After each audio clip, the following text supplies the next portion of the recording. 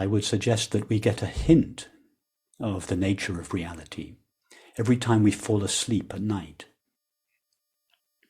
When we dream at night, our own mind imagines a whole world, the dreamed world, within itself. However, it cannot perceive the dream world directly. In order to perceive the dreamed world, the dreamer's mind must overlook or forget itself and localize itself within its own dream as an apparently separate subject of experience, from whose perspective it perceives its own activity as an outside world. From the perspective of the character in the dreamed world is outside of and other than her own mind. The name that she gives to the stuff out of which this world outside of herself is made is matter. And everything inside herself, her thoughts, images, feelings, perceptions, and so on, she refers to as mind. And everything in her experience seems to corroborate this view. When she closes her eyes, the world she sees, that is the dreamed world, although of course she does not know that it is a dreamed world, disappears. And when she opens them again, it reappears. And she reasonably concludes from this that whatever it is that is seeing or knowing the world is located just behind her eyes, in her brain. And from this basic assumption, she builds a model of consciousness located in, limited to, and derived from the brain. The dreamed character would never question her model of reality, but for two experiences: suffering on the inside and conflict on the outside.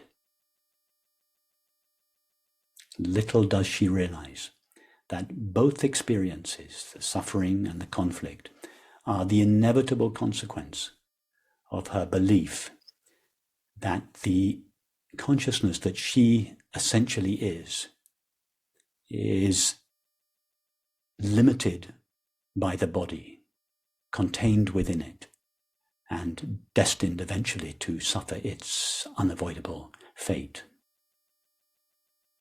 Of course, when the dreamer wakes up, she realizes that the entire dreamed world was simply how the content of her own mind appeared to itself from the localized perspective of the dreamed character that she seemed to be within her own dream. Let us consider the implications of this possibility more deeply. Imagine one who has a fearful disposition in everyday life. And she falls asleep and dreams that she is being chased by a tiger.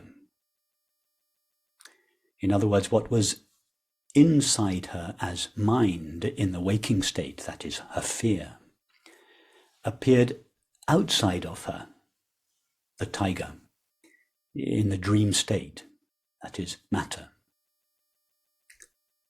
Her thoughts and feelings in the waking state appear as her environment one level down, that is, in the dream state. But what if we go one level up from the waking state? Consider the possibility that what appears to us as our environment in the waking state is in fact a dream state for universal consciousness. That is, the universe as we know it is in reality how universal consciousness, or in religious language, the mind of God, appears to us from our limited and localized perspectives. In other words, consider the possibility that the same pattern that we observe in dreams is taking place in the waking state, one level up, so to speak.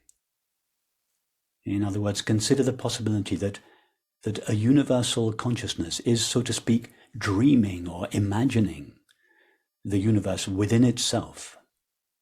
And this would correspond to the logos, or the word in St. John's Gospel.